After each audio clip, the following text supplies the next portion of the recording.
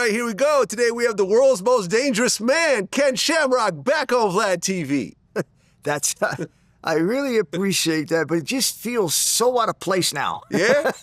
Should have brought extra security, man, you know? It's like world's most dangerous man. Man, I don't know where that guy went. How did that name come about again? Yeah, there was a special done on one of these stations, CBS or ABC, one of those, and it was about the world's most dangerous person. And I remember there was a lot of different people that were involved in it, and somehow or another, they came to my house and did a thing on it and voted me the world's most dangerous man. And that's when I was actually fighting back in the UFC, when it truly was dangerous, where there were no rules and no time limit and anything goes. Right. Who's the second most dangerous man in the world? Do you remember? I don't, because I don't remember where Tyson was at that time. If he had made his ascension yet, but I know that he was definitely making a move somewhere around then. But it was definitely something for me when they did it. It was because of how the UFC was viewed at that time. It wasn't something that I was jumping up and down for. It's like, oh yeah, as I was thinking, this has got to be bad, right? I remember I interviewed Dan Severn, and he fought in the early UFC as well, as you know. And I remember he was talking about how he was planning on doing eye gouges. And they're like, you can't do that. He goes, oh, no, there's nothing in the rules here that say that I can't. So I lived by myself. I had a very Spartan-like existence, and all I did was train multiple times throughout the course of the day. So to desensitize myself, because I am going to do anything and everything except for two things: bite someone or stick a finger in their eye socket. And there was times when I would be out there just rolling around with a person, and I'd reach up and I would just clasp an ear and then release. They go, and I go, dude, what are you doing by grabbing my ear? I go, I'm just getting used to grabbing it and knowing that it's there. But come match time, I'm going to tear it off. And like, what? You can't do that. I go, au contraire. There's only two things I cannot do: bite you or stick a finger in my eye socket. I go, and even if I don't rip it all the way off, at what point do you think that you'll be starting to tap and or scream as I get it halfway off? And if I take it all the way off, maybe I should be saying, sorry, I can't hear you, and yell it right inside the ear as I throw it over the cage wall. Well, there was no eye gouging and no biting, but what he meant by that was that it didn't disqualify you. You could literally bite somebody, eye gouge him, get fined while the fight's going on. Right, keep going. And literally injure the guy, and he can't continue when you win. You talked about the MMA era that you went through versus today. What do you think is the main difference now? Well, I would have to do organization, for real. I mean, back then, again, it was very much a street fight. And there were basically no rules, like we just discussed, where you talk about a guy going in there and there's no eye gouging, there's no biting, no groin shots. And you could go in the fight and watch. I watched this happen to Josan, where the guy punched him in the groin 3 times and he had to quit. And that was illegal. But the other guy still won because Josan couldn't continue. So obviously you look at it now, it's organized, it's sanctioned, there's safety involved in it to a point where it's still fighting, but there's just so much more about it that's professional. Well, Joe Rogan, he said that you could thrive in today's MMA era. I appreciate that. And I do believe guys like myself and Royce Gracie, because we probably were the only two that had what we call professional skill sets when it came to grappling, that we could hold our own. I think that for me, because of the expertise in my leg locks, would definitely put me ahead, because there's not too many people that really truly understand, even today, because they weren't allowed in other events when they were amateurs, so nobody practiced them when they got to the pro level. But when I did it in Japan, that's all we used. And so the expertise I had on leg locks, as far as what today's mixed martial arts has, was so much more advanced. Yeah, Joe Rogan said champions rise to the level of competition that's around them. And I think guys like Frank Shamrock, Ken Shamrock or Royce Gracie, they would rise today. They're champions. There's a mindset. They would just have to do things differently. So what do you think would be different with you fighting today?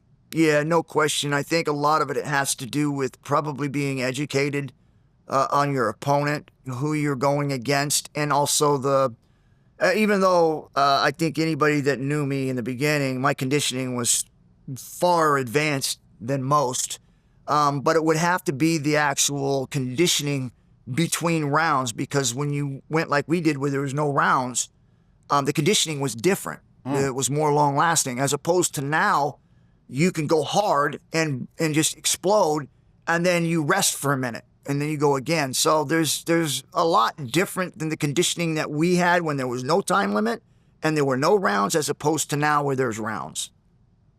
Yeah, Joe Rogan actually talked about training with you guys. Yes. He said Lions Den was one of the most difficult teams to join. They would try to break you. And Ken Shamrock would just let you know the worst thing you want to be in a fight is tired. You're going to get tired as fuck training with us, so the fight's going to be easy.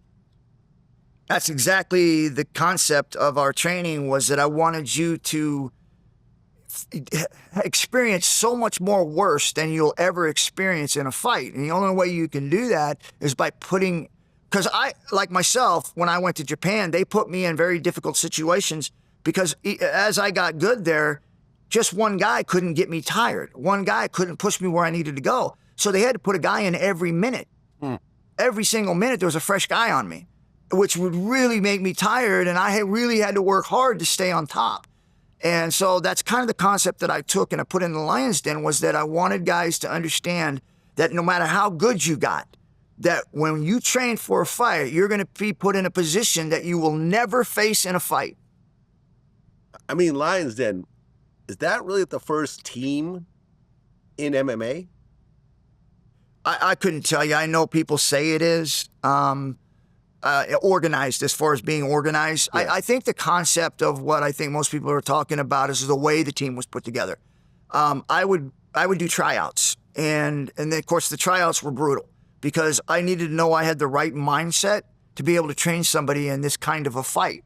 And so if they did these tryouts and they made it through, I knew I had the guy I could train. And then they would move into a house, depending on whether they wanted to or not wanted to. They could, like Guy Mesger did. He went to Dallas and he trained from there, and he'd come in every now and then, and we would train and get him ready for fights. So there were different types of guys that would do that. But most of the guys were there and wanted to stay in the house and get that, 24-hour training. And so by doing that, we basically locked them into a situation where we had full control over conditioning and training and putting them in position to succeed. I mean, were the Gracies doing something like that in Brazil or not really? They didn't do the concept that we did, because they weren't bond together as a team. They were bond together as what I guess you would call as a, I don't even know what to call it, because basically they're testing for belts. They don't really train together when it comes to fights all the time. Maybe there's a few of them, but not consistently. These guys were literally living in the house, and the Lions Den was put together just for fighting. And they all trained together when there was a fight. They all came together and trained together, the same guys, not different guys at different times that came in and you picked one from here and one from there. No, they were the same guys each time that everybody trained with. When you first saw the Gracies fight, when you saw Royce, and I remember watching the early UFC fights, and to me, it was like such a surprise, because you got this guy like Royce that's not physically really muscular or huge. He's like this big monster, but he was legitimately beating guys that were way bigger than him.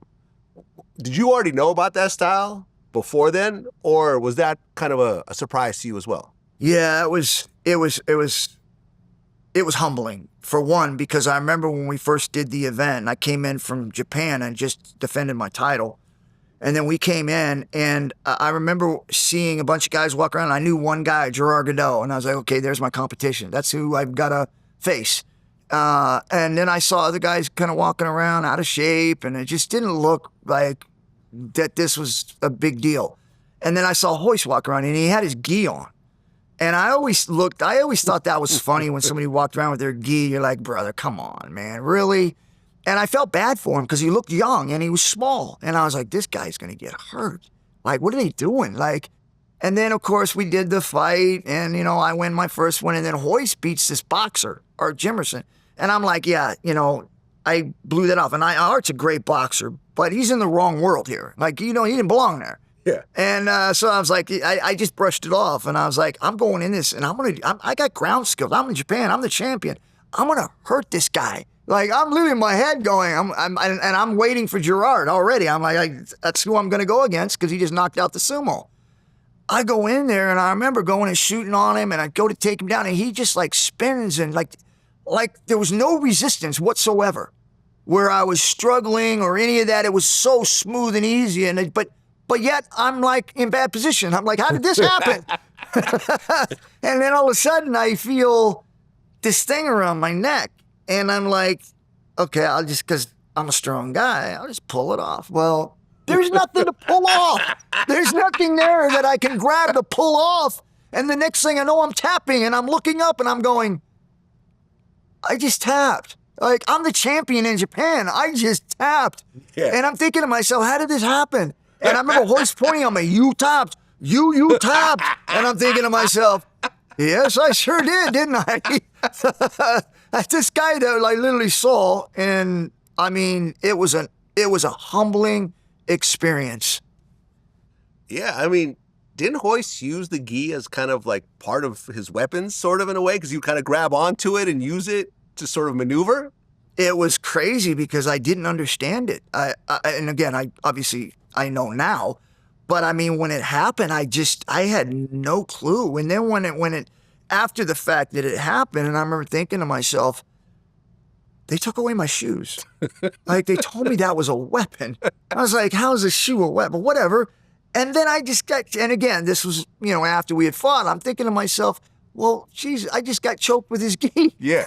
It's like, you mean I couldn't take the shoestring on my wrestling shoe and choke him with that? So it was, like I said, I believed that it really turned the world upside down when it came to combat sports. Yeah. There was, again, I thought it was brilliant what they did, where they literally used this thing to put this thing that nobody had heard on, which is Gracie Jiu-Jitsu, on the map. And it really showed people, and what they were doing, I thought, was also pretty cool, because what they were doing was telling people, listen, you don't got to be angry, you don't got to be violent, and you don't got to be a fighter to be able to defend yourself with this style. Yeah, I mean, gis are now illegal in the UFC, right? Yeah. You got to just come in with your shorts. It's a little bit late for me, yeah, but a little late for you, but they figured it out at one point, like, okay, let's get these gis out of here. No, I remember this, though. It was really like, I think that was almost what sold it in the beginning, was like, yo, you got this guy who's just beating people twice his size smoothly, without, in a style that no one's ever seen before. And now it's almost, a household name. Gracie Jiu-Jitsu, like, everyone knows about it now. But at the time, it was brand new. It's the number one, at least I think it is, but it's got to be the number one in self-defense as far as when people join for something for self-defense. Yeah. And so when you think about what they did, you can complain about it as a fighter all you want. Man, they set that up to be able to promote their... Yeah. So? Rampage Jackson and Paige VanZant, they credited you with not only influencing them, but also predicting that they would have big careers. You worked with them early on. I actually worked with Paige when she was getting bullied in school. Wow. She came to me with her mom and her dad, and I remember working with her early on, and I put some people with her because she had no self-confidence. As she was beat down, it seemed like everybody was picking on her, and a lot of it had to do with jealousy because she's a good-looking girl, a young girl. And I think a lot of that, she didn't know how to handle that, and it felt like she was one of those kids that was an easy target because she allowed them to do it. And so when she came in, the first thing I told her was that I'm not teaching this so that you can, go out and get revenge on people. I'm teaching this so you have self-confidence, so that you don't have to go out and fight anybody, but you can protect yourself. And so I remember drilling that into her head, and we started doing that. And then it wasn't too soon, probably a year and a half after that, she wanted to fight. And I believe she was 17. And I told her no. I said, I I want to wait. If you're going to fight, I think you've got a future. I said, but I would rather for you to wait till you finish school, high school.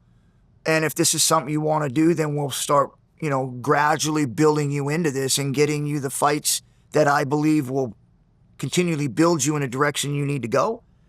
And she chose to go in a different direction.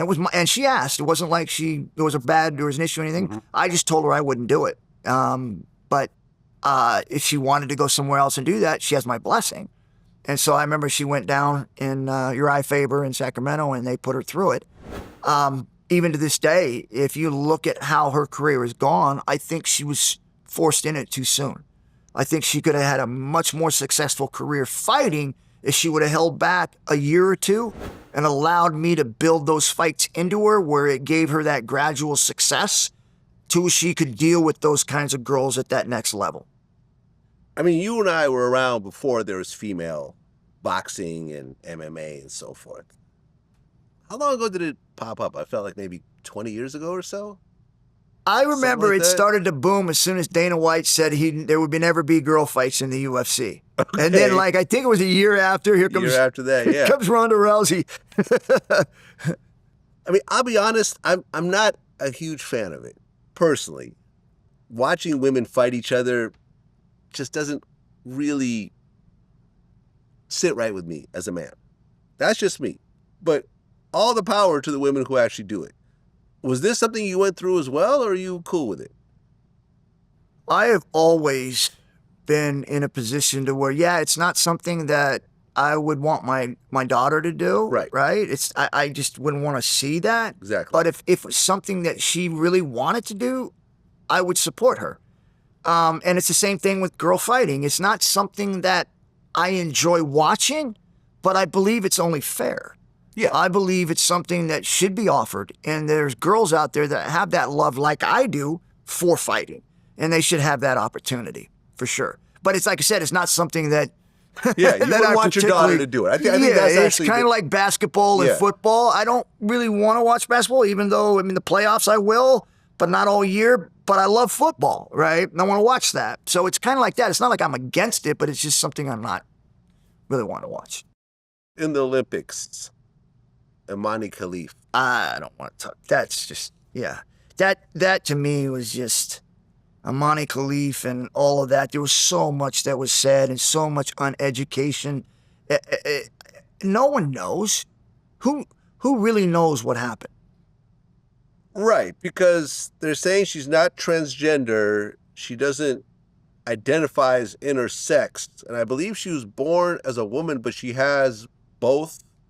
But again, it's all speculation. Like, there's been no nothing. Testing. Yeah, I see what you're saying. Zero where anybody has come forward and said, this is what it is, and this is the testing, and this is why this is allowed, right? It's all been people from both sides fighting with one another about what the truth is. And I truly don't understand in that whole scenario. If I was her, right, I would go and get that done and put it get it done. Like, no, this is me.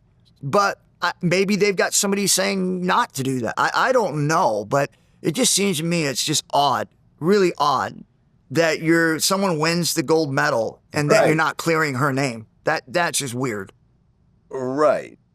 And they're saying that she was born female, but there's no medical evidence that she has both XY chromosomes or elevated levels of testosterone. But I believe that she tested positive for too much testosterone at one point. And no matter how you look at it, she seems to have a clear biological advantage over other female boxers. And her winning the gold kind of didn't surprise anybody. No. Right? No, and the way she won it. Remember that one boxer just quit after like 5 seconds. She said, I'm not doing this. I'm not doing this. I've never been hit this hard before. And then they hold up these signs. And here's what I feel about that too, is because as a fighter, me, right? If I'm fighting and I'm in the ring and I'm fighting somebody, I know whether or not they're on test. I know whether or not they're cheating. It's what we know as fighters. We understand what capabilities are of people when you're in there fighting. And also within that world that you live in, you also know the rumors. You hear the things that happen in camps. You know. And you're hearing stuff coming from these girls that don't make sense, that do not support what other people are saying. And so, again, like I said, if she would just go and just shut these people up by just going and getting this done with a doctor that says, here's the facts. Yeah. Done. End of story. Yeah, there's plenty of doctors in the Olympics. End of story. Like, it's over. No, you're right. I think she's actually suing people, you know, for bullying or something like that. You know, when they say that they're suing somebody, they're not suing them because that costs a lot of money to do that. Yeah. And they're saying that because it's easier to say that than something else. Yeah. I think the problem that I have when it comes to trans athletes and intersex athletes is that it always goes into women's sports.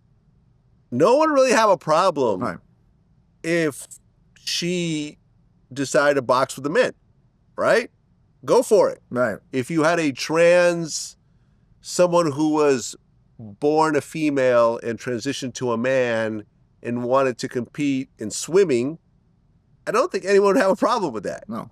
It's the other way around. Well, because you know it's a disadvantage. It's a disadvantage. And I think that that's what it comes down to. Even Caitlyn Jenner, a.k.a. Bruce Jenner, who's an Olympic athlete, even said that he doesn't agree with it. Right. She doesn't agree with it. I don't know. Whichever it is. It's a world that we live in that there's it seems like there's no clear direction on it, and that's why we have so much of a problem with it, because there's not a clear law or a direction on it. Yeah, I mean, trans rights are getting really, really kooky sometimes. But but the thing is that when you say trans rights, what is that? Yeah, listen, I just interviewed, a former correctional officer who was telling me about situations where people would fight for trans inmates to be put in women's prisons, and they end up impregnating a bunch of the women there. Right. You know, I mean, this kind of stuff happens. Yeah, if I'm doing life in prison, I'm like, oh, let me change my thought here. Right, exactly. So you get a lot of stuff that, listen, everyone should have the right to live their lives, but you're also creating these uneven situations. And that's where I have a problem with. Imagine, I remember there was, I think, was it lacrosse? They let a trans player play and ended up knocking out a girl's, a couple of her teeth. Like that type of thing happens. Ultimately, a man's biology and a woman's biology is not the same. It's not. It's not. I remember talking, I forgot who it was, Marcel Swiley, where I said, do you ever see women being good enough to join the NBA? And he said, absolutely not. He said that even, for example, running, the fastest female runner is not as fast as the fastest high school runner. Right. Male. It's that much difference. It's that much of a difference. Right. The fastest woman ever to compete could potentially get beaten by a male high school runner. Yep. Let's not even talk about college. Let's not talk about the Olympics. It's just uneven, but people just want to cover their eyes and say, no, it's all even. Just pretend it's not here. And a reason that that's happening is because we have no clear leadership in that. Basically just laying down the law in what it is. Yeah. Because everybody's going to have an opinion on it. Everybody's going to believe what their opinion is right. But the one glaring thing in this is that it's dangerous to mix a woman in a man's physical sport. Yes. Well, no, the other way around. To mix a woman in a man's physical sport is dangerous. Now, doing a man inside a woman's physical sport is also dangerous. Yeah. The reason why I say it that way is because I don't want to go there, but I am saying, just so as we understand the difference between man and woman, is if you put a woman in a man's boxing thing, it's dangerous. She's going to get hurt. Yes. So I don't need to put it the other way around because we know this, right? Yeah. So that's what I'm saying is that if it's dangerous that way, look how much more dangerous it would be the other way, where you literally got 10 people lined up and you're going to destroy 10 of those lives. Yeah, I mean, look, Imani won the gold medal, and everyone expected her to win the gold medal. And Like, put there's her whole no life competition, really. behind it. Everything they've done from the time they were 10 years old as a woman to compete in the Olympics has been stolen from them. Yeah. Because they allowed and again, I'm not saying this is Imani because I don't know the truth on that, but I'm saying what we have known in the past where they allowed a man to go in as a woman, but is basically born a man, take away gold medals from women who spent their whole life training to get. I agree. I completely agree. Now, I mentioned Rampage Jackson. You guys were supposed to have a fight at one point. He mentioned that too, and I just like, I mean, again, I'm sure it did, but I don't recall. Okay, yeah. Allegedly he was supposed to fight you, but And he mentioned that when I was on his show too. someone offered him a bigger contract to do something else. Yeah, he said that. What do you think would have happened? Well, at that time, I mean, he was definitely a big puncher and a very strong individual, but very, very inexperienced on the ground. As time went on, I thought he became very competitive. But that early on, I would have beaten him, no question, just because of his lack of experience on the ground. Well, since our last interview, the UFC and WWE actually merged in a $21 billion deal. Now, you fought for both, the UFC and the WWE, so you're intimately, have knowledge of both organizations. Were you surprised when that actually happened? I wasn't, because I know when I actually started to get into the pro wrestling, after I had my stint in the UFC and I made a move into the pro wrestling, I remember when I first went in there, I wasn't sure, how this was going to work. There was a lot on the line because people were saying I sold out and you're going to this fake stuff, and it just wasn't a good start to it with reporters and things that were being said. But I did it anyways because I felt like this is a great opportunity to be able to showcase submissions in an entertainment environment. Mm-hmm. Like I already saw in my head ways of using the ankle lock and the toe hold and the heel hook and the, sunset flip into knee bars. I mean, I was already being able to see these things evolve in the actual WWF industry. And I saw it early on and how I thought it could fit. And I went in and I actually did it. And it was very risky because it wasn't something people were actually behind at first. But after I was there a while, they started to see how it became something that was very interesting to see how all these pieces fit. Now to see what it's done now where they're actually merging together, it made sense to me. And it made sense to me back then. Yeah, I remember I interviewed Mark Henry, and I had asked him about wrestling being fake. And we were doing it remotely. He said, if you were in front of me right now, I'd punch you in the stomach. When you were watching it back then, did you wonder if it was real or fake, I guess is how you would say it? I would beat you up if you was here in person. No, wrestling is not fake. It's predetermined. It's a difference. Right. We know what's going to happen, and it's complicated. The best guys, it's not governed by how mean you are, or how cunning, or how skilled you are. It's about, can you emotionally get people to believe in your ideals, the psychology of what wrestling is. I give you a working punch and tell me how it feels. I mean, when you hear people saying that, and look, clearly it's a predetermined outcome of these matches, right? That's established. And obviously there's a lot of athleticism that goes into it. But it's different than a UFC fight. Oh, no question. But let me explain this. Let me explain this in a way that I think that visually people might have a better understanding on why pro wrestling and people get physically beat up in pro wrestling. Is that I want people, if you haven't ever seen it yet, but to go watch it, I want you to go and look at the most famous chair shot that has ever been thrown in a WWF match, and that is with Ken Shamrock and The Rock. And when you see that chair shot, you tell me that the ending is predetermined. tell me that this is stuff that happens in a wrestling match, whereas that in the end, and because of the ending is predetermined, that wrestling is fake. No, listen, most people that I've interviewed who have done both have injured themselves more on the wrestling side than the fighting side. That, you know why? You know why people get more injured in wrestling than they do in MMA? Is because usually, like for me, I was good in MMA. I was really good, and I kept people from doing damage to me. I didn't let them do that. In wrestling, watch the chair shot. I let that happen. We let people beat us up. Yeah. That's the difference, and that's why we get beat up, is because we're stuntmen. We're literally taking falls, and we're taking these bumps, and we're taking all these things because we're trying to do an event, an entertainment event, to please the fans. And so we take risky bumps. We take risky shots, and sometimes causes us bodily injury. What was it like to get hit in the face with a folding metal chair from The Rock? How would you describe that? Yeah.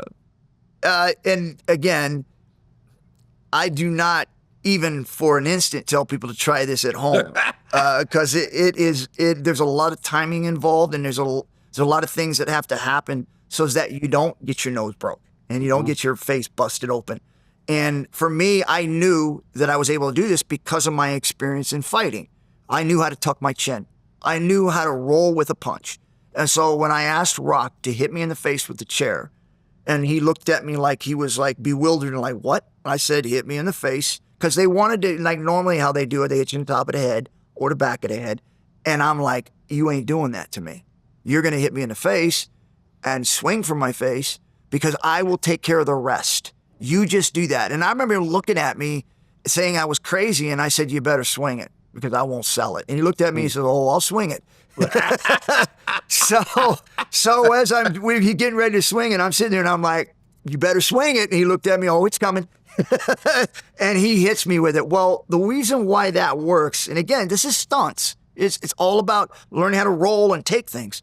As he swung it, just like I would in a fight, and someone's aiming for my nose or my chin, I tuck my hands come up, my chin goes down. Obviously, I didn't put my hands up, but same kind of principle was I tuck my chin. And the reason why I did that was because it went from my nose, my face, to my forehead, which is the hardest bone in my head. So when he hit it, the only scary part about that whole thing, and the only thing that ever even scared me or hurt me, was the sound. It sounded like a shotgun. You can imagine what it sounded like to the fans that heard it, that just went pow, and they were like, oh, you killed him, to what it sounded like to me with my ears right next to it. It was loud, and I think that startled me more than anything, but I didn't really feel a thing when he landed it. And that's why I say when people tell people this, it's not like you can just go do it, because there's a lot that goes into something like this, because if you don't do it right, you can end up in the hospital in a coma. I mean, what was the conversation like afterwards? After that, The Rock was like, chair brother. shot. I mean, you guys in the locker room, do you have a He's conversation like, you about all it? right, man? Everything good? It's like, nah, man, it was great. He's all like, man, you're a crazy MF. I was like, well, I appreciate you, man. Thank you. Well, the UFC and WWE merger happened under the TKO umbrella, and The Rock is actually on the board of the TKO. Yeah. And you said, I think The Rock is an incredible human being. If anybody during that time that I had worked with or had been around at that time, he was a class act. He's a great person to be in that position to be able to do what he's doing in both areas. Yeah, I stand by that. It seems like as time has gone on a little bit, because of some of the things that happens in the movie industry, he's starting to take kind of some heat for some things that have happened. But again, as we know, there's two sides to a story. And sometimes one side of the story is trying to discredit somebody, and the other side of that story is trying to stay credible. And from what I know of The Rock and everything that I have dealt with, he is a class act. And he's one of those kind of guys that you don't got to know what he's thinking, because he's going to tell you. And sometimes it may not be something you want to hear, but you need to hear. And I just believe that's who he is. And I believe if he doesn't believe in it, something, he'll tell you. If he does believe in it, he'll tell you. and sometimes to his detriment. You know, he comes out and makes stance on certain things, even political issues. I think, you know, sometimes like, hey, that's who he is. Take it or leave it. And he got kind of hammered a little bit for taking a stand on what he believed. And even though I don't agree with some of the same things he does, but I as a human being, he is he's somebody I'd put my life on. I just think he's that kind of a person.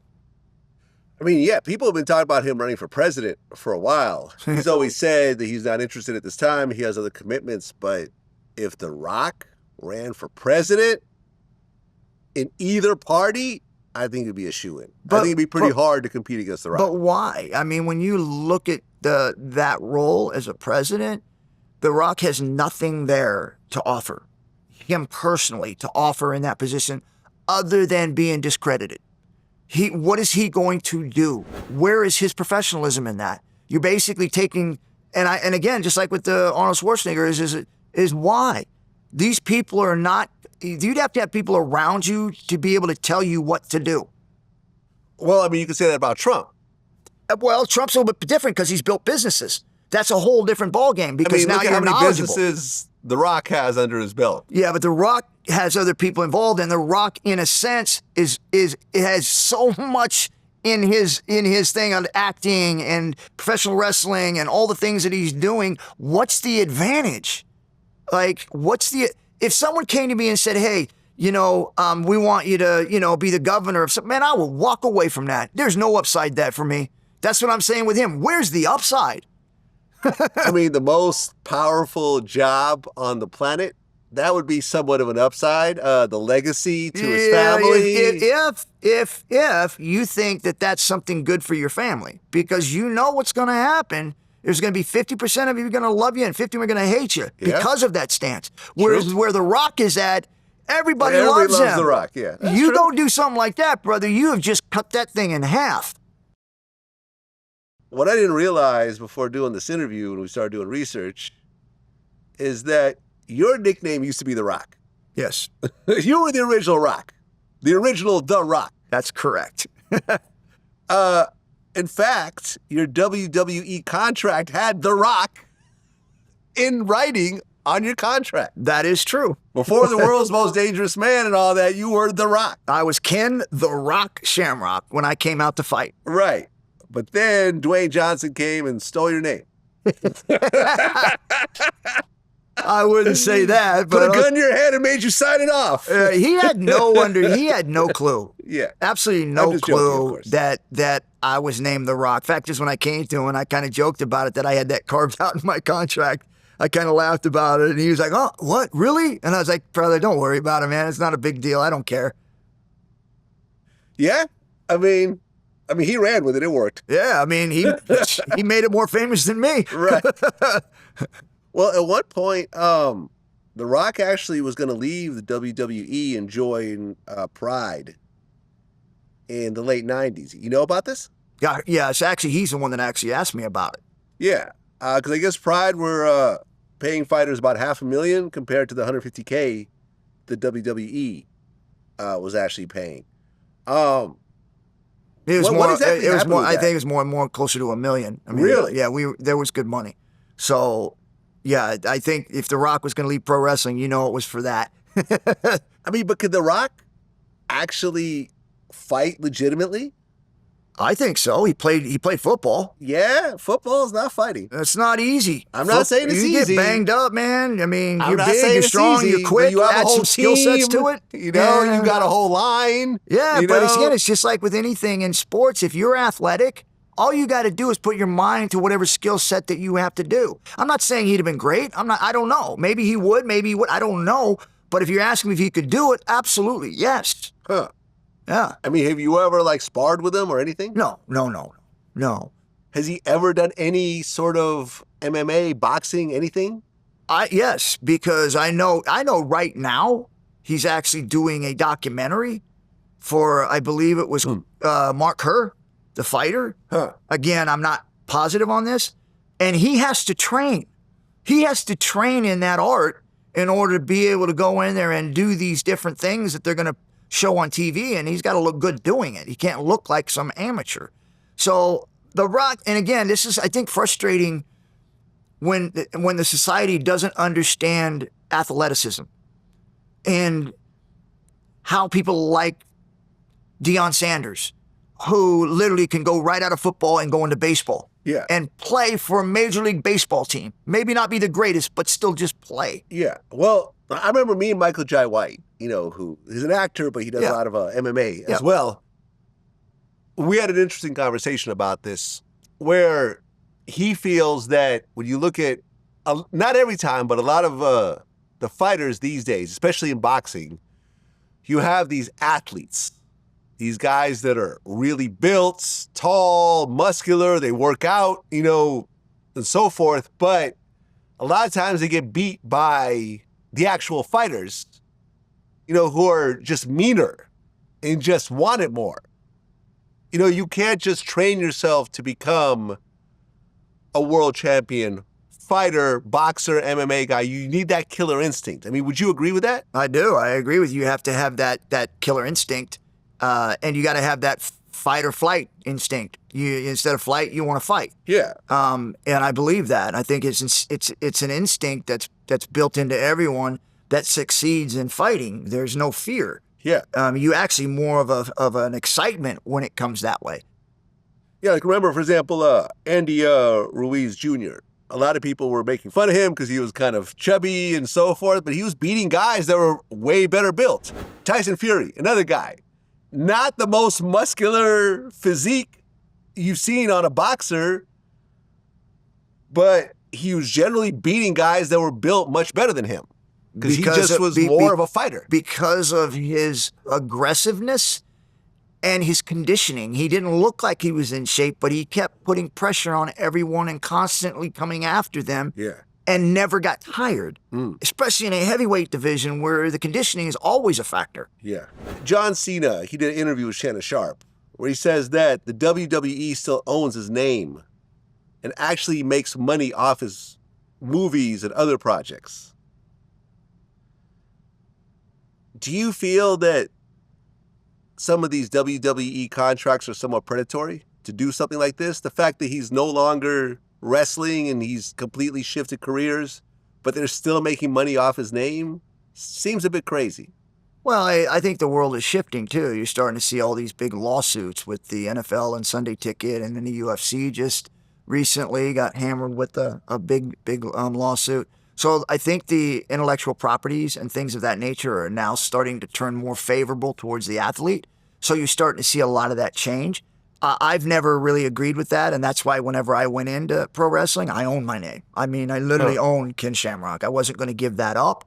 But when these guys go in there, they all are basically built by Vince McMahon. He has built their character, and they have allowed him to build their character. So when you do that, that's a business proposition that you agreed to. Well, right, because The Rock just this February got his name back. After all these years, he finally got the IP rights back to his name, and think about how much money he has and the influence he has, but they held on to it. So was that part of your negotiation? Did you have to negotiate your name rights at the beginning and they wanted to take them? Absolutely. When Really? I came in, I was known as the world's most dangerous man, Ken Shamrock. Obviously, the Rock thing I carved out in there until later on, right? But those were all things that I went in with an agent and carved out to make sure that I owned my intellectual property. A lot of these guys, like John Cena and some of them other ones, had no intellectual property. They were nobodies when they came in. And so when they sat down with Vince and the organization there, they didn't negotiate those things and carve out their rights for their intellectual property. They gave them up. And that's why they're in the position that they're in. I mean, did you ever maintain a relationship with Vince over the years? Not at all. No, even when I was there, I never really had communication with him. I dealt with other people. Vince was working with, obviously the top guys, and I was somewhat in the mid card, so I never really got to sit down and really talk with him other than in the beginning.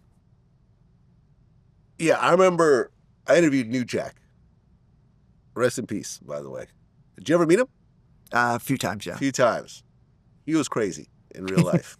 Yeah. That was real life crazy. Did you see some of those Remember when he, what was it, like 40 feet in the air, jumped down onto the tables, like that slam, like cutting Teeth his coming forehead, out through his like, face. Yeah. whew. Would you say that's the most intense wrestler of all time in terms of just sacrificing everything in that ring? You mean like Mankind? Yeah. Yeah. Yeah. Yeah. There's the non-thought of his physical health was just, it was crazy to see him put his body through that stuff. Yeah. There was no fear. And I mean, there's like myself and other people that have no fear about going in and fighting because you're going in there and you're protecting yourself. Yeah, his fear was different. Like he wanted things to happen to him. Yeah. And he felt like that made him tough. Yeah. That made people like him, which was sad because you shouldn't have to put yourself through those kinds of things for people to like you or for you to get over. I remember in our interview, he said Vince McMahon's a piece of shit. Every time a wrestler dies, he gets away with it. Who said that? New Jack. Do you feel that Vince really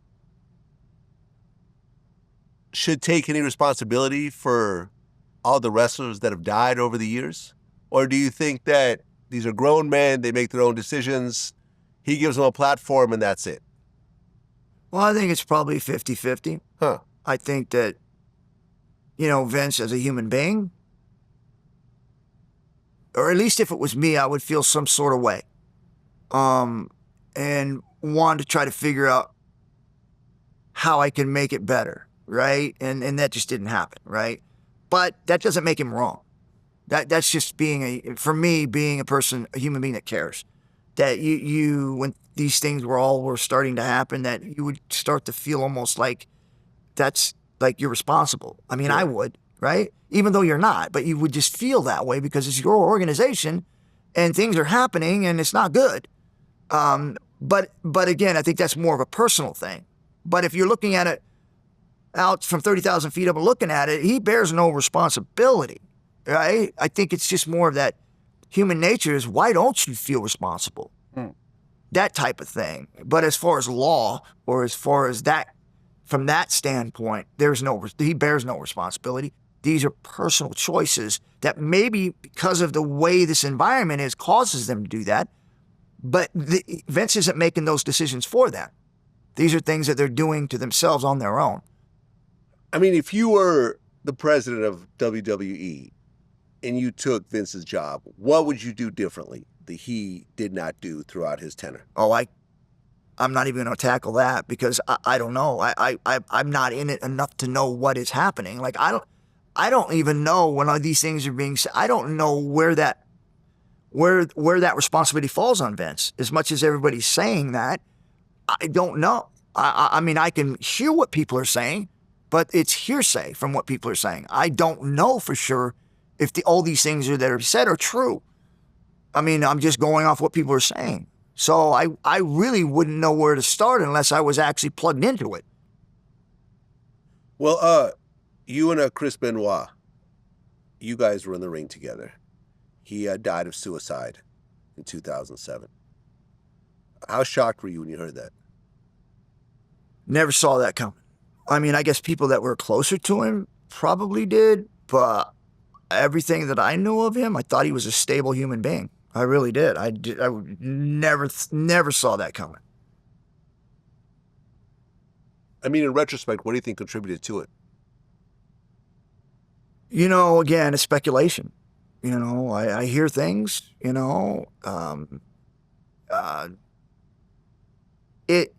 it's almost like whether it's in the NFL or basketball, baseball, it seems like the schedules are rigorous. You're asked to do a lot of things. You get towards the end of your career. It's a natural thing anyways, even if you're not locked up on drugs or painkillers or alcohol or whatever it is, it's still a huge letdown without any of that stuff. And here all of a sudden you're this $1 million man and everybody wants a piece of you to where once you're gone, nobody cares. Like you don't have that demand anymore. and you feel like you're a piece of crap, like you don't feel like important anymore, which is not true, but you're just not getting what you used to get. And so it plays there's a mental effect on you. And if you're drinking and if you're doing drugs and if you're doing painkillers, you're doing all these things, when you come down off of that stuff, it puts you even in a badder position to where you might do something stupid to yourself or to others because you're not in your right mind. So again, I know there's always this thing about pointing the finger one way or another, but there's so many things involved that happen to cause these kinds of things, like with Chris Benoit. I mean, do you know any ex-WWE guys who are in their 50s, 60s, who don't have serious health problems, who are in generally good health as a typical 50-year-old? Or do all of them have serious permanent injuries from doing the sport? Yeah, all of them do.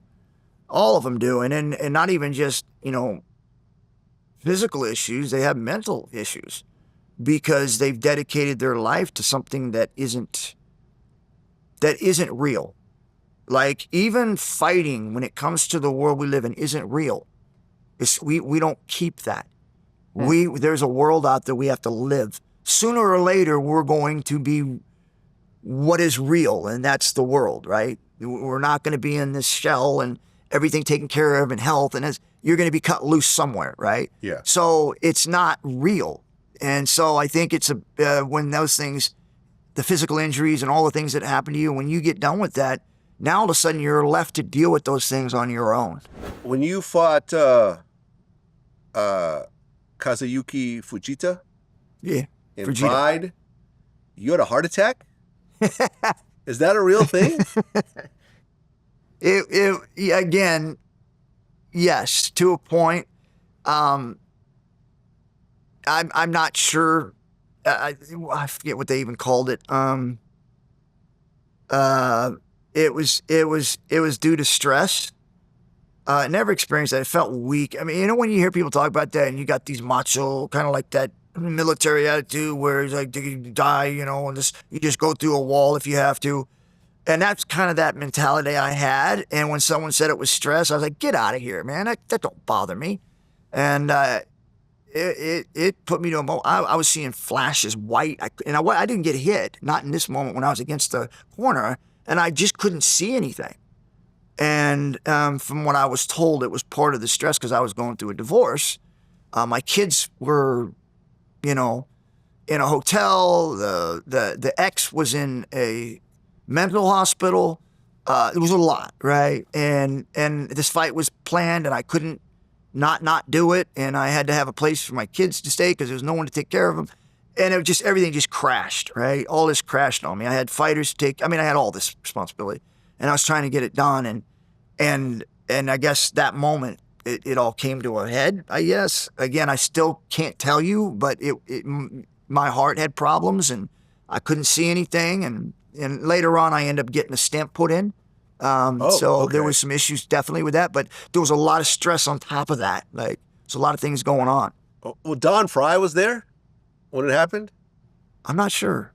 I think I saw an interview where he talked about how Probably, he I helped don't put remember ice too on much. you and stuff like that. Yeah, I don't remember too much at that time. I didn't remember that much. Well, you were supposed to have a MMA match against Kurt Angle. No? Kurt never. Yeah, that was never. I don't think that was ever mentioned. We mentioned it, and that was put to an absolute no from them. So I don't know. Okay, because there was some talk over that, but yeah, but it was not really. It was kind of it was tough, but it was nothing serious because Kurt wasn't going to do that. At least to my knowledge. I could be wrong, like I said, but to my knowledge, nothing ever serious was happening with that. Okay, because I guess Dana White tried to bring him onto the Ultimate Fighter, but he couldn't pass the medicals. So. Oh, well, that may be, but I didn't hear about that. I didn't know that.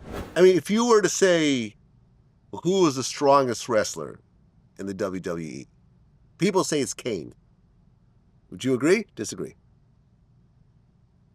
I don't know how when you hear this stuff too, it's like, who's the toughest wrestler? And they always go Fatu or whoever they put in there. And it's, I get in my head, I'm like, to what? Like, to what? I mean, like, so you're thinking they're tougher than me, who literally spent my whole life beating up the toughest guys in the world. But yeah, you got a wrestler who had never done it before, voting him. And again, I know he's a tough guy, but this is a different world, man. Like, this is a different world. There's guys that do it and guys that don't do it. Now you got guys in there saying that who's the strongest guy in the world, and they're putting someone like Kane up there when you got Mark Henry in there. Like, really? Mark Henry's that's a big guy right there. Guy that did it for real isn't even in the discussion. Give me a break. There was a situation, speaking of big guys, where you had a situation with Big Show. Yes. Who was 7 feet, 500 pounds. That is true. I submitted him in the green room while all the people were around and made him scream. Yes. Okay. How did this go down? Explain this to me. I was in there. I had my wife in there. It was kind of this thing where all the family was there at this thing. Vince was in there. And Big Show came up behind me and he grabbed me and says, "What are you going to do now?" I literally just did a dead drop, went right through his arms because he didn't squeeze me tight. He kind of grabbed me. "What are you going to do now?" And I just kind of dropped. And so I went through his legs. I rolled up onto the ground, grabbed his leg, put him in a heel hook. And he's like, okay. And I was like, okay, good. But I want to make sure this is clearly understood, is that Big Show did not grab me in a way to where he was trying to stop me. He was playing around with me, and I played back with him. So it wasn't something that was a reality where he grabbed me tight and said, "Okay, now do something." And it's like, he didn't really try to stop me. It was one of those things where he didn't know I was going to do it when he grabbed me, and I just did it, right? So I'm sure it would have been a whole different ballgame if he came up and he was like, "You ain't going to get down on me." And I would have been standing there hanging my legs going, "Okay, I'm going to headbutt you now." Well, I mean, remember the early UFC rules, there were no weight classes. Right. So you could really have a Ken Shamrock and a Big Show in a legitimate UFC fight in the early days. Yeah, absolutely. What do you think would have happened? Big Show, I'd have destroyed Big Show. And Big Show will tell you the same thing. I guarantee you he'll tell you the same thing. I ain't doing it. I ain't getting hit in the face. I ain't getting kicked in the legs. Is it different? And I try to say this, I'm not tooting my horn, man. This is a reality. It's like me saying that I'm going to go in there and I'm going to do something that I haven't done before, like be a pro wrestler, and I'm going to go in there and outdo Shawn Michaels. That ain't going to happen because I don't have that skill set. And I want them to appreciate the same for fighting. They are not going to come into my world and go, "Oh yeah, I'm going to come in and I'm going to beat you." That ain't going to happen. It's not going to happen. John Cena said that Roman Reigns is the greatest wrestler of all time. Who would you say? I think it's unfair. I just... How do you measure that? I just think there's so many great wrestlers. I would put Rock up there, no question. Yeah. Absolutely no question. I would put John Cena up there. I mean, I would put Shawn Michaels up there. I mean, there's so many guys that you could put up there and make a great argument. There were talks at one point about you actually fighting Mike Tyson. Yes. Was this a real talk? Yes. How close did it get to actually being scheduled? Not even close, because Mike Tyson said, "I am not fighting you guys." Mike Tyson will tell you, "I am not getting in the ring with a wrestler. Not doing it." He knows that his boxing skills inside a wrestling ring don't belong there. Now, if it's on the street, it's a different game, right? Because he catch people off guard, or he'd be able to get the punch in first because it's bare knuckle, drop them, a different thing. But when you're talking about an organized fight in a ring, Mike is not going to get in there against somebody that can fight on the ground. He's not doing it. Okay, but what if it was a boxing match? Oh, if you were to get in a boxing ring with Mike Tyson, he would destroy me, man. Really? What are you talking about? Yeah. That's like a pro wrestler saying that they, just because they're tough on the street, would beat me in a fight. It's like this. It's insane. It's not happening. Okay. So you wouldn't put your hand skills to the level of Absolutely. a Tyson. Mike is one of the most dangerous boxers ever to step in a boxing ring. True. It's like, I am not, no, he would kill me. The fight is back on with him and Jake Paul. No. What do you think is going to happen? That ain't happening. You don't think it's going to happen? If it does happen, it's not. It's those guys. They'll put on a show. They'll put on a show. It'll be a fight, but it's not going to be. It's not going to be a title fight. I believe it's actually an actual sanctioned event now. This is going to go on their permanent records. No, so. But how many times have you seen an actual title shot and realize, wait a minute. No, it's not a title shot. Obviously, neither one of them has a title. Yes, neither one of them has a title. And, Tyson is definitely a whole lot older than Jake Paul. I mean, if you were to bet on this fight, who would you put your money on? I won't. I won't, because I don't know what the true outcome would be. I don't. I mean, I'm not saying that someone's going to throw the fight. I'm not saying that at all, but I am saying that Mike Tyson is not his best. Yes. He is not what he used to be, not even half of what he used to be. So I'm not betting on it, because I know Mike could beat him at half his best because he was that good. But he's got that much power still. But the problem remains is whether or not Mike can last long enough to be able to land a punch. Because if he doesn't, Jake Paul's going to beat him, because Jake Paul's a good boxer. I don't think any of us wants to see Jake Paul beat Mike Tyson, but Jake Paul might beat Mike Tyson. That's what I don't want to see. I don't want to see that. Yeah. And it's not because I don't like Jake Paul. It's because I love Mike Tyson. I do. I think everything he's done for boxing and what he's done in his career, he doesn't need this. No. He doesn't need this. Yeah, I mean, obviously he's going to get a big paycheck for it, but he's already rich. So, I don't know. Like, for example, Michael Franzese, he's a regular on my show. He hangs out with Tyson sometimes. And what he said when him and Tyson are hanging out is that Tyson explained to him that he just likes to see people or animals fight. He said he literally watched like two ants fight each other like the entire night. Like, he likes it that much. He just loves it. So I can understand why he's doing it, but no one wants to see Jake Paul really hurt Mike Tyson, and that might actually happen just because of age, overall size now. Like, Tyson already canceled once because I guess he hurt himself in training, so I don't know. Again, it's one of those, and just because of the history and, watching Mike fight when he was in his prime and what he did for boxing, and here's what I'd say, because like I said, I think what Jake Paul and them guys are doing is brilliant. I really do. I think him never fighting a contender but making more money than any world championship fight is brilliant. Yeah. I mean, it's brilliant. But this one's not good. This one's not good because Jake Paul can't win. If he wins... he wins. Oh, you beat up an old man. No, he wins. Yeah. There's a huge bad taste in the world of boxing. It's a disappointment to an organization that has loved Mike Tyson. It is like the death of somebody. And it should be victorious for Jake Paul. And I think on that small group of people that are following, yes.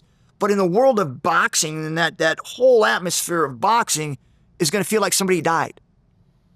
And it may not happen. Mike may knock him out. May be able to get to him because Mike is that good. But it's also that you also know there is a chance. And if you know that there's a chance, then Mike isn't Mike. Yeah. Yeah, I remember when I interviewed Mike, we talked about, remember when Trevor Berbick beat Muhammad Ali? And it was Muhammad Ali's last fight. And Trevor really kind of went overboard. Really hurt Ali to the point where everyone was just sort of... And really his win felt like a loss. Yeah, exactly. Yeah. And I remember when Tyson fought him, he said he just went overboard. He just went crazy because Ali was his idol, had his posters up in his room, and he was really angry over what Trevor did.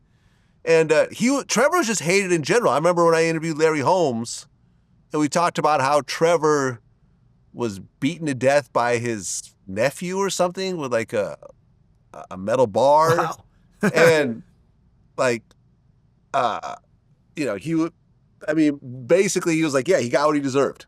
That's God brutal. don't like ugly. Yeah, that's what he gets. That's brutal, right? It was beating up one of everyone's heroes becomes a no-win. Well, it's not that you're beating up someone, but it's like, and it's not, but it feels like, because of how good Mike was and what his skill sets are, it feels like you're beating up somebody in a wheelchair.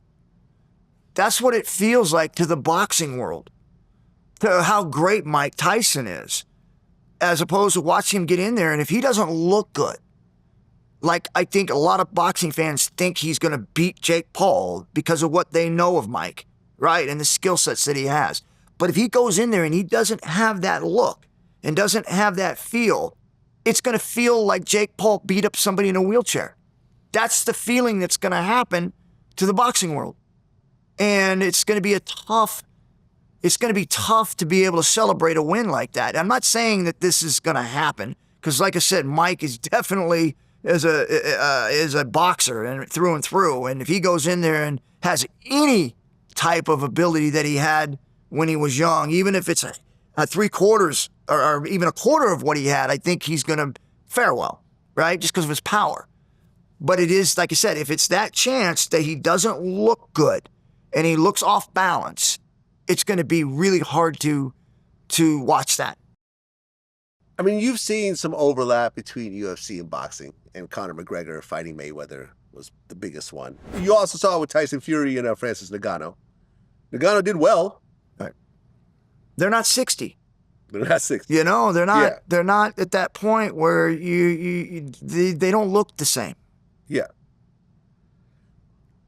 I mean, what's your take on Conor McGregor? Dana White announced that McGregor's not going to fight this year again. He hasn't had a fight since 2021. I understand that he's rich. I get it. He's made tons of money. He can do whatever he wants. But with him kind of being the face of MMA for a long time, and he hasn't fought in 3 years, what's your take on that? Again, I'm not in there, so I don't know what's going on or what's being said. But you got to think Dana White is doing what's best for MMA, for UFC, whatever that is. And I'm not in there, so I don't know. But I do feel that we may have seen the last of Conor McGregor. Oh, so you think it's a wrap? I don't know. I just, that's a long time, man. Yeah, he was supposed to fight Michael Chandler this past June and came and went. And again, it's not that Conor doesn't have the ability to go in and beat anybody. I think it's him being able to have the discipline to be able to get off the fun times of the boats and the jet skis and the girls and whatever it is and train. That's hard to do when you have everything that you want and you don't have to.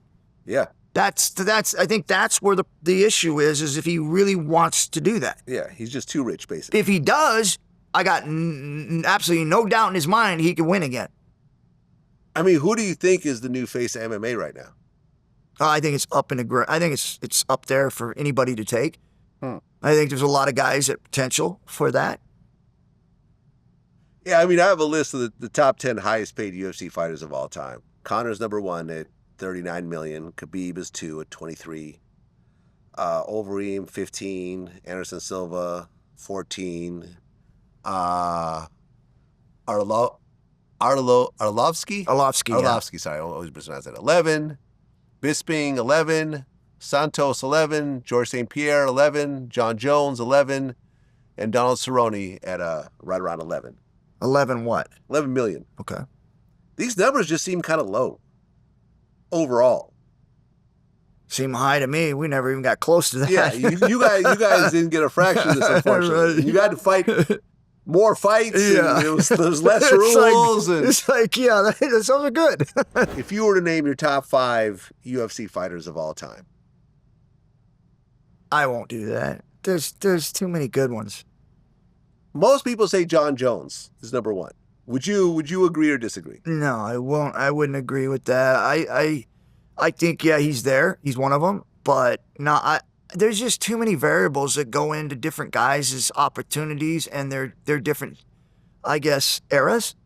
They're just different. And just like with our era, no one even puts us even close to being in there, but they don't know the rule sets that we had then. They're just different. And what they have now as far as training and preparing for fights that we didn't have. So it's just different. It's a different thing to say the greats of all time. You know, Tito, when he was asked, you know, he put, you know, Royce Gracie, myself, Randy Couture himself, you know, as Route Mush, because he's from that time. Like, we were it. It's changed now where there's now different fighters. They start now. I mean, I started when I was 29. Like, I started training when I was 29 years old. Yeah. A lot of guys didn't start training until they were in their late 20s when we did it, right? So it wasn't a whole, now guys are starting at 10. So it's a different concept when you talk about the greatest of what they had to work with. So you can't, it's like comparing Jim Brown to the running backs today and the yardage that they scored. Well, I mean, but doesn't John Bones Jones have the best MMA record of all time? That I don't know. I think he does. But records, again, if you want to just purely go on records, then put him up there. But I think it's also, too, in some weight divisions, you have, you know, 10 guys in that weight division that are all contending for a belt. And so if somebody wins out of those 10, somebody wins 75% of those fights, they had tougher competition for a longer period of time. How does that equate for them being one of the greatest fighters at that time? So there's a lot that goes into actual weight classes and people that are competing in those weight classes. There was a situation you had with the Nasty Boys. Yes. Where you allegedly got jumped. No, he got jumped. You got jumped. Okay. Yeah, there's no allegedly. Okay, so the situation happened in a bar. Yes. Can you talk about what happened? Yeah, I just so long ago, man. It used to be when I talked about it, I wanted to kill somebody. I mean, I was that angry because of what they did to me, and they knew me. Yeah. It really I just couldn't believe somebody who we had worked with and been around put me in that position. And so it all started over a girl. And again, I've talked about this before about I have been raised a certain way. I came from the streets in a group home. My father showed me the way to respect life because I had no respect for it before. And so it means something to me, right? Whereas and again, it's a little bit different now in the world we live in, but I still do it, opening my wife's door every time. Without it, it's just what I do. Respecting women. You don't put your hands on them, period. Like you have no business putting your hands on a woman, period. And respecting them. Even though they don't respect you, you should never turn around as a man and do that. So I had these things, and they were instilled in me. And I saw this happen to somebody I was sitting right next to. And I forget the one that had the blonde hair, ended up walking over and grabbing her in an inappropriate way. And I told him, I said, you don't do that again. And then it got into this issue and started into fisticuffs, and the bouncer came up to me and grabbed me, kind of like Big Show did, and put me in this thing and lifted me up and kind of moved me into the hallway and said, hey, calm down. And I says, I'm going to kill that. He says, we're kicking them out because of what they did. They end up kicking them out. Well, instead of me in a calm manner, just being okay with that, I went back to the hotel where they were at, where we were staying at. And I remember kicking in the door and going in there. And I remember seeing the one blonde-haired one that did that laying on the bed, and I went after him. And that's all I remember. I don't remember anything else. And then I hear stories after that about things that they done while I was out. And I got hit with something. Don't know what it was, but I got blindsided. And that's all I remember. And then like I said, they cracked my sternum. They almost killed me, literally almost killed me. And I couldn't, for the longest time in my mind, I get guys getting in fights and being angry. I've done it. You fight, you punch somebody and knock them out or break their nose, whatever. But to the length that they went and what they were going to do, they were going to throw me over the balcony. And then somebody stopped them. I mean, that's like, who are you? Like, I guess I didn't really know them, because for them to do something like that after traveling on the road with them, being around them, because of a fisticuffs, was something that haunted me. And I thank God that I never got an opportunity to really face them other than in an airport one time, but never really caught them in a position to where I could do damage to them because I would have put them in a bad spot. I would have hurt them very badly. Well, yeah, they broke your sternum and your nose. Yeah. And they tried to throw you off the second floor. That's what I heard. Like I said, these are hearings that were said, yes. And I guess an older guy came in and got them to stop. That's what yeah. Did you ever run into him ever again? I ran into one of them at the airport. And Billy Gunn was the one that stopped me because it was everything. And it was years and years after. And I still had this, and Billy never saw anybody this crazy, right? Because I had this red in my eyes like I was going to kill him. And I was literally standing there and I'm just getting ready to just I was crush him. And I remember he turned his shoulder to me like this and he goes, "If you hit me, it's a felony offense in here in the airport." And I look and I'm just like, what? What did you just say? Like, here's this guy that was bragging to all the wrestlers, like all of them, about how he kicked my ass and how he beat me up and it was face on face and I just lost that fight one-on-one. And I'm standing in front of him and he cowered, like literally cowered down. And I'm thinking to myself, and they're all standing there watching this and I'm like, I think that's good enough. I don't think even beating you up could have done this. Like, you're all, because these are the same guys that they were like boasting to about beating me up. And now they're no longer in WWF. They're somewhere else. And we happen to be going into the same airport and I caught him there.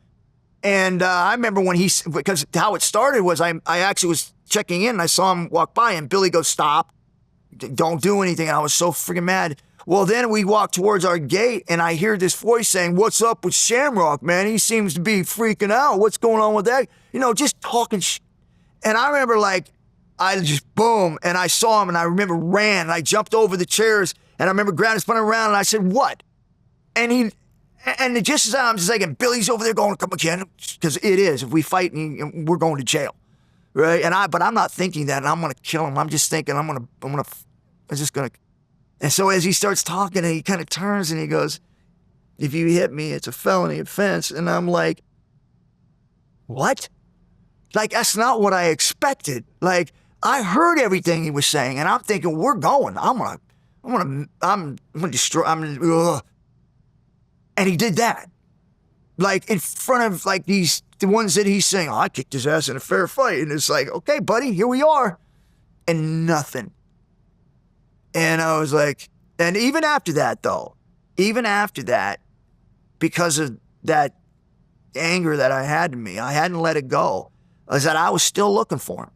I still wanted to find that opportunity to be able to put him where he put me. But I was going to do it right to his face, not when I wasn't looking. I mean, would it be a felony if it's just a regular one-on-one fight? Well, I think in an airport it's different. Yeah. It's, if you hit somebody there, I think it's a little more severe. Okay, so basically, if the act endangers the safety of the airport. Oh, it would. It would have. You could potentially get up to 20 years. It would. Because if you're, and again, this is how usually in an airport, if there's people around and you're fighting, you're endangering them. Yeah. So seems like but what he said that's was right. not why he, trust me, that's not why he did it. He had no clue what the law was. He was scared shitless, man. There's no doubt. But again, like I said, all of that, it's nonsense now, man. Even though I talk something, you can see me go, but that was so far along, man. That's just, it's gone. Like, I have no issue. No, if I saw those guys, I don't have that anymore.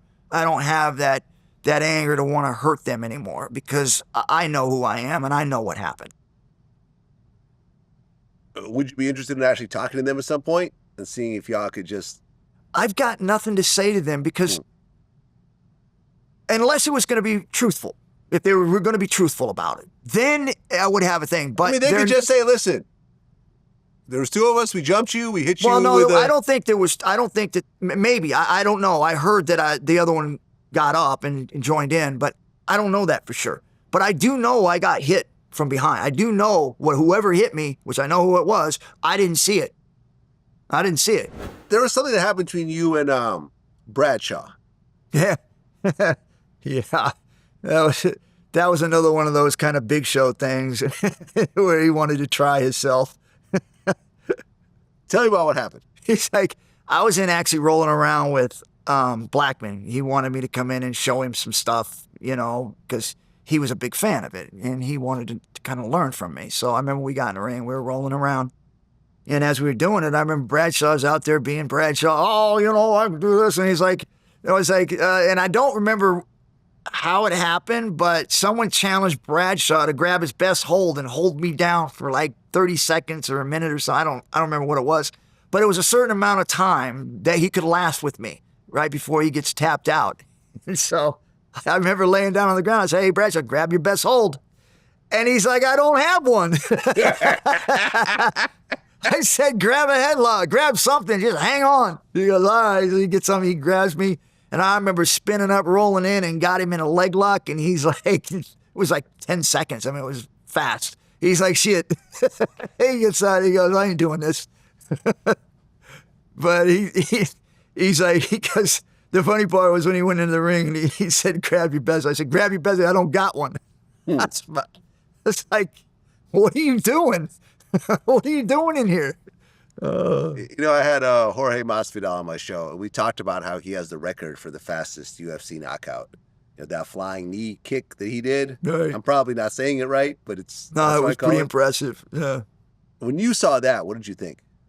That's timing, that's preparation, opportunity, and he took it, right? But I guess the shocking part is how the guy on the other side, which is 101 in fighting, is like you use angles. Like, for the life of me, when I watched it, I was like, who walks straight in? Yeah. Like, who does that? It didn't make sense to me. Like, especially somebody as aggressive as Masvidal, you would use angles from the get-go because you know he's coming forward. So you're not going to walk straight out because you know what's coming. So you make him turn him so he doesn't have power. So that, to me, I think that's the thing I took from it. Is like, what are you doing? Yeah, I mean, I talked to him about how he prepared for it, and he said he couldn't exactly train for it because it's too dangerous of a move to You can't train with for that. Yeah. You can't train for that. Yeah. There's no way anybody in their mind goes, "I'm going to go knock this guy out in 0.2. It's like, you're not doing Right, that. and no one's going to get hit in the face with a flying knee kick either. So. Yeah, but it's because Masvidal was reacting instinctively to what this guy was doing. He came right out aggressively, and Masvidal just reacted. That was it. It wasn't planned. Somebody goes, "Well, if he comes out like this, I want to do this." No, because nobody comes out like that, or shouldn't, right? They don't come straight forward. Like, what was your fastest fight? Oh, man. You think? I don't think I've had any win-it knockouts because everything I did was basically submissions. So I always I took it slow. I was aggressive, but I was more aggressive in getting a takedown, trying to smother him and get him to the ground. So I didn't try to finish somebody quickly. Mm-hmm. Well, you have a new deal with WWE now? No. No? No, they mentioned that, but I've had this Legends deal for a while. Aha. Yeah, so it wasn't like something that just happened. Well, one of the things that everyone says is, why are you not in the WWE Hall of Fame? It's like every single interview that I do, and I do a lot of them, that question comes up. Yes. And I'm honored because in order for that to come up means that people are very much interested in why, which means that I did my job, which means that I was relevant, which means that, there's an impact. So I'm happy for that. But it's just like I always tell people, man, I am very blessed and very, very happy with how my career went. And because I'm not into the Hall of Fame doesn't define what I did in pro wrestling. I mean, I know what I've done. I know the things that I did, and I know what I left behind. There's people copying my ankle lock. Kurt Angle did it. You got other people using it. That's an honor. Like, that means that I left an impact. Tap out. I know people kind of misunderstand this thing because they were like, well, there was submissions prior to that. No. There was a verbal commitment to say, I quit. Yeah, they were pounding the mat, but before they stopped the fight, wasn't the pounding on the mat. It was they had to get right to them and say, do you give up? And they had to have a verbal commitment or pass out before they stopped the match. The tap out didn't come until I brought it in there where it was now a legitimate tap out. They didn't have to say I quit or give up or pass out. I took it from the UFC, brought it into the pro wrestling, and then I think people kind of confuse it now because they see people pounding on the mat when Bret Hart puts in the sharpshooter, and the referee gets down and looks at him and says, do you give up? And they're hitting the mat, and then they shake their head, yeah, I give, or they pass out, and the referee stops it. And so they try to tie that together now with, well, no, see, they're tapping. No, that's not what stopped the match. It's because they got a verbal commitment from them to say, I give up. So I brought that in, which was a legitimate tap out that ended the match. So there's a lot of things, including, mixing MMA into pro wrestling. Were you the first professional fighter to join pro wrestling? Yes. Yeah. Yeah. Yeah. No, let's not say pro wrestling, but I was the first one to actually join WWF. I don't know about underneath. I don't have anything on that, so I don't know. No, but okay. So you were the first. Yeah. Before it was WWE, it was WWF. Right. You were the first professional fighter, whether it's boxing, wrestling, UFC, whatever, to actually join and become, Yes. an actual WWF fighter at the time. Yes. Absolutely. Yep. And crossing over and being able to mix in all the submission holds that now we see everywhere. Well, WWE's Jim Ross, he said at one point that the WWE lost faith in you as a potential top star because you would arrive late and miss commitments. Have you heard this before? Yes, and it's true. There was a point in time where I lost interest. A lot of it had to do with the screw job, with Bret Hart, and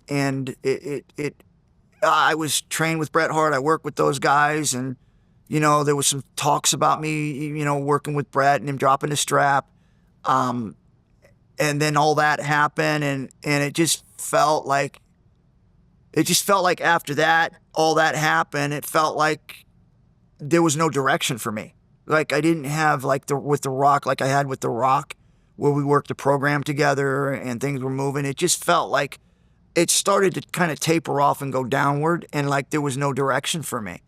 And so I really kind of didn't take it as serious as I was early on and doing the things that I did.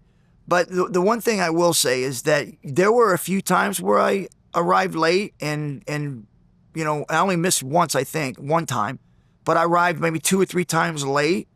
But when that's being said, what are you comparing that to? Because from what I noticed, there was guys all the friggin' time coming in late. It wasn't just me. Huh. It was something that was a common thing for most wrestlers, that we arrived late. Unless you were in the main event or like you were being pushed, you had to be there way early because you had all these things that you were involved in. But as for the guys in the mid-card or below, there was nothing there for us. So when you say we came in late, they wanted us there 4 hours early. We got there 2 hours early. So I'm just like, you know what I mean? It's like, okay, so what are we talking about? What's the big deal? Yeah. Well, Triple H, who is the chief content officer at WWE, people have said that he's been blacklisting you. He's what? He has been blacklisting you. Oh, You heard this before? I don't know. I mean, I've heard that also. And I've even at times felt like that might be the problem, but I don't know. I mean, when I've mentioned this, I don't know that for sure. But, it's like, just like with you, when you talk about the Hall of Fame, everywhere I go, people ask me that. Mm-hmm. I mean, why? I mean, what is your relationship with Triple H over the years? I think there was some things that happened during that time that just made me not really respect him in a sense of some things that were done with ribbing and stuff like that. And I'm not going into that because that's old and water under the bridge. So I don't want to bring that up anymore. Are you talking about the shit sandwich? I'm not going there. I'm not going to bring it up. I'm going to leave that alone. Just because it's so far gone, and you know, it's just gone, and there's nothing there as far as what I feel that isn't popular for me to be at least recognized for the Hall of Fame. For me, isn't going to make me lose sleep over it, right? But it's like, and I do lots of interviews and constantly keep bringing up, why aren't you? And so for me, I'm happy with that. Like, I'm okay with that because I feel like if those people and everybody are wondering why that is, then I've done enough for them to recognize me as that. And if it happens, it's great. But if it doesn't, man, it's not gonna define what I've accomplished. Yeah, I remember I interviewed Pete Rose not too long ago. Yeah. Another guy who's not happy about his lack of Hall of Fame, inductions. But what Pete Rose, no matter whether he's inducted in or not, man, the guys that followed it, he is it. Like, that's it. No one's ever going to catch up to him. No. No one's going to play as long as him, as many games, and have the opportunity to catch that record. It'll be around long after he dies. The fact that he's not in the Hall of Fame, the fact that he bet on teams when he was no longer a player. And he's betting on them to win, not lose. Yes. That part's a little gray area, by the way. But, you know. What do you mean it's gray? It's like he's betting on his team to win. Well. There's like, if you're betting on to lose, you could pull pitchers and you could do certain things. But winning. Yeah. No, I feel you. I bet on my guys to win every time, man. Right. I guess him being in that position is very dangerous because he could affect the spread. He can't. But if he's betting on him to win, you can't. There's no effect. But there's always a spread. Yeah, I don't know. You see I don't know the saying? details In baseball, on that. It's not a win-lose. Right. It's a spread. Right. So you could win and not make the spread and still lose your bet. Right. And that's what made it kind of dangerous. But saying that, his record while he was playing as a player is unbelievable. So the fact that they don't put him in the Hall of Fame, I feel, is somewhat criminal. And that's kind of what I'm leaning on too. Is my accomplishments that I have done in pro wrestling will never be copied. I was the first. I was the first to come in from mixed martial arts and bring in all these submission holds and then have them copied. Well, you're actually working with True Bare Knuckle League right now. Yes. And this is sort of a newer thing in the fighting world. It's banned in most states, but there are some states, especially down south, that allow this. Because I remember Jorge Masvidal, he has his own bare knuckle league as well that he's been working with. Do you expect this to become as big as a UFC or boxing at some point, or do you think it's just too violent? Yeah, I'm gonna answer this with some history in combat sports. I'm gonna go back to the original days of boxing, back in the 1800s, when they were fighting and it was bare knuckle. They didn't have gloves and they were out there banging on one another. And even then, it was called pugilism, and it was barbaric, right? And eventually, they decided they were going to put a glove on to make it safer, which is ridiculous because it's not. And they start banging on one another, and then it evolves into something, right? So let me stop you for one second. Are you saying that wearing gloves is not safer than bare knuckle? Long term, it is not. How so? And so, understanding how the skull works, you have a skull, you have fluid, and you have a brain. Okay? If I was to hang an actual solid bowling ball that was hollowed out, and I put an egg on the inside of that with water, right? And then that egg represents your brain. And I was to take some gloves and put them on my hand, and I was to pound that bowling ball with that water inside of there. After about probably 6, 7, 8, 9, 10 punches, that egg is going to continue to keep bouncing, right? That's your brain on the inside of the walls, but it hasn't broke yet. But eventually, after the 12th or 15th or 20th time, that egg breaks. And my hands are completely undamaged. I take those gloves off. I take the tape off. That same bowling ball with water in it, and I say, hit it. I see where you're going with this. You ain't going to damage the brain as much bare knuckle I'm saying as you would with gloves. The power you use with gloves on causes more brain damage because of the power that you use without damaging your hand. You take the glove off, you take the wraps off, you can't hit that bowling ball hard enough for that brain to bounce off in there. But if you hit it on the chin, it doesn't have to be powerful, you're still going to go down. But you haven't damaged that brain. You haven't bounced it off inside of there. So if I was to hit you 100 times with gloves on, even a pillow, okay, I hit you 200 times. And then I take that down and I take everything off and then I hit you 10 times, bare knuckle. Which one is more damaging to your brain long term?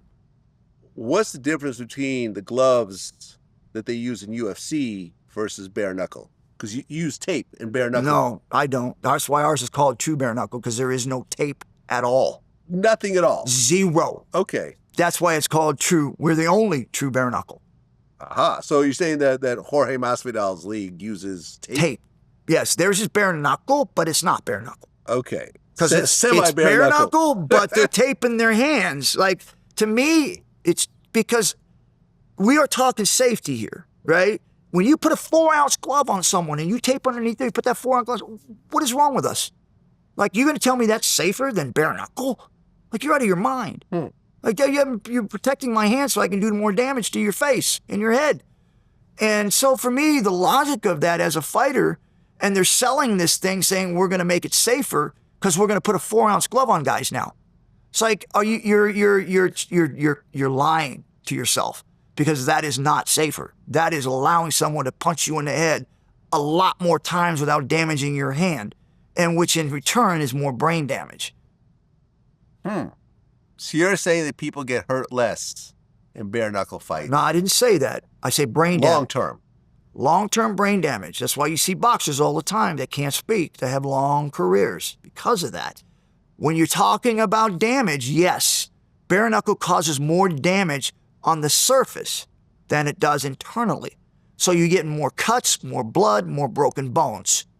But the brain damage is less.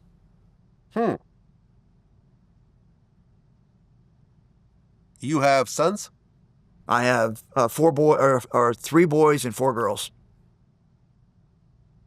Did any of your boys go into martial arts? Yeah, 2 of my boys actually fought MMA and they were undefeated as amateurs. Aha. Yeah. What happened after that? Got married. Didn't want to fight anymore. They both got married. Yeah. And the wives put their foot down? No, it's like I made them make a decision, and I sat the wives down and them, and I said, here's what's going to happen. So she's going to have to work, and she's going to have to pay the bills, and she's going to be the main breadwinner, and you have to train. And if that's what you want to do, this is the scenario, because I'm training you. It can't work any other way. And they chose to not do that. Are you happy with that? Absolutely. I'm hoping that's what they. So you didn't want your kids to fight?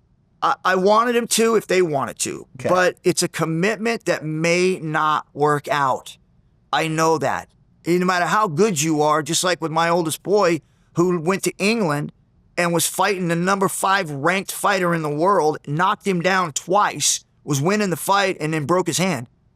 And then after he broke his hand, we took the glove off and couldn't put it back on. It was like that bad. So we stopped the fight. 6 months later, his hand heals up. We get him back in there. A year later, we get him a fight, and he breaks his hand again in training.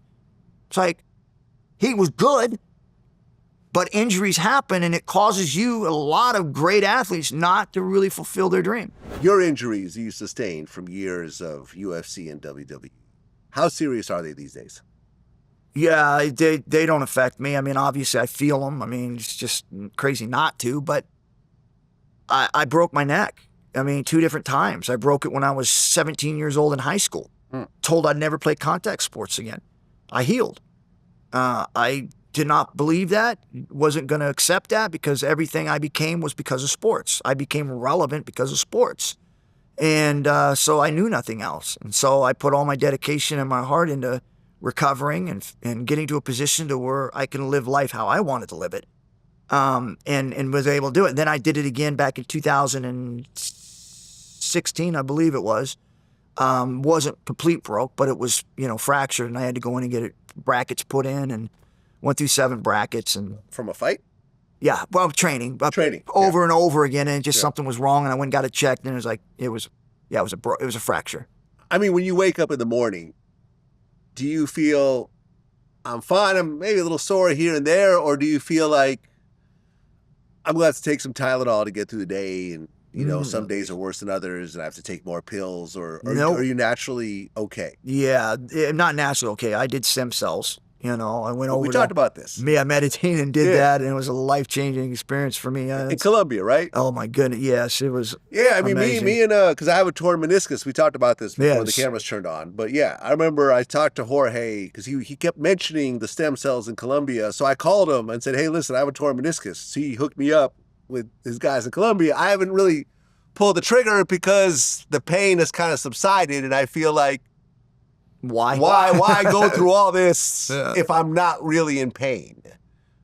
So for you, you're saying the stem cells actually changed everything. It was night and day for me. And again, I don't want people to think like what's going to work for them, because I've known people that I've told them, man, this was night and day for me. And they went over there and they really didn't they didn't feel anything. So Yeah. I don't know if it's because of makeup or how it works for some people and not others. But for me, it was unbelievable. It was life-changing for me. Where do they inject the stem cells? Well, for me, because I had shoulders and neck, wrists, knees, lower back. The whole body. It was all of it. And they injected me everywhere. In fact, I remember You're the mommy makeover, basically. I couldn't get dressed the next day. Like, I was so sore from all the injection spots that they had put me through. And they told me you were going to be very, very sore, that it took me an hour to get dressed. I had to lay down and I had to slowly slip my pants because I couldn't move. I mean, I was sore. And it was like that probably for 4 months. Not like you couldn't move or anything, but 4 months it took all the soreness to kind of really subside. But it's one of those things where you don't, unless you start memorizing what bothered you, like the inflammation type things, and notice those things before you go in and get it done, what hurts, you can almost forget it's working because it's gradually making those things dissipate. Yeah, I mean, listen, I talked to Grant Cardone, who's a billionaire real estate guy, Yep. and he said he went to the same clinic in Colombia and had it done also. And if I asked him, did it work? He goes, I don't know yet. Yeah. It hit me back in a couple months. But So- see, here's the thing: when someone says that, it's got to be working. Because if you're saying I don't know if it's working, that means like, okay, so you're not complaining. Yeah. So that's what I'm saying by it. Sometimes it's gradually getting there, but you don't know it. Well, last question. We just lost a WWE champion, Yeah. Sid Vicious, a.k.a. Psycho Sid, from cancer, age 63. How well did you know him? I didn't know him well. I mean, I've met him a few times and seemed like a good dude. Never heard too many bad things about. Of course, everybody's got something to say, especially at being a celebrity. But Yeah. I met him a few times. Good to me. People that I know that knew him, they spoke highly of him. So it seemed like a really, really nice guy. Yeah, man, cancer. It's one of those things. Unforgiving, man. yeah, Doesn't unforgiving. matter who you are, and Yeah. good, bad, or whatever. It doesn't care. Yeah. Yeah, man, sad to hear. Sad to Yeah. hear. He was definitely loved. I saw a lot of mention of him all over the internet and people really, sending out their condolences and everything. Big dude. I mean, intimidated looking, but kind. Yeah. Well, that's what it is. Ken Shamrock, always a pleasure. When you come in, world's most dangerous man. Yeah. I can say, I survived a face-to-face interview with him. Every time someone says that, I feel so inadequate.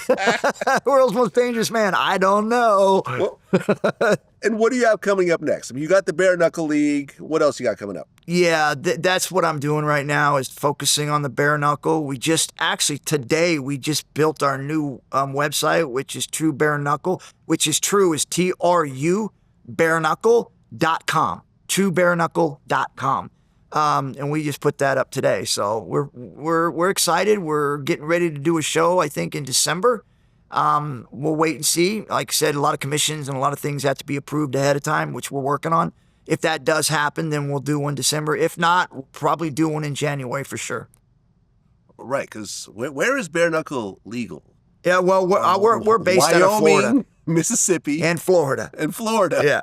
And that's it. Yeah, but it's just like the old days. It reminds me of the old UFC days. Yeah, where UFC used to be illegal everywhere. Everywhere, also. right? Yeah. And so it's kind of like the same thing. Whereas that if there's a following and there's an opportunity for states to make money and be able to offer jobs through different events, they're going to bring it in. They're going to accept it. And this is where it's going. It's like that early days of the UFC where it'll slowly roll out and everybody will accept it because the commission have already sanctioned the rules. Hey, man, let me know your next fight. I'll fly out. Absolutely. I'll check it out. I want to see this in person. You're going to love it, too, because Yeah. we don't have cages or ropes. And when you sit ringside, it's like being in there. There's nothing keeping you from Blood visually. sprays on you and everything. Yeah, right? What, do they give you like a plastic tarp? Yeah, we'll like in give you front? the shields, right? Like a Gallagher show, right? With the watermelons. Yeah, listen, well, a lot more blood, but less brain damage. Which one do you want? There we have it. There we have it. Ken, man, always a pleasure. Wish you all the best. Thank you, brother. Peace.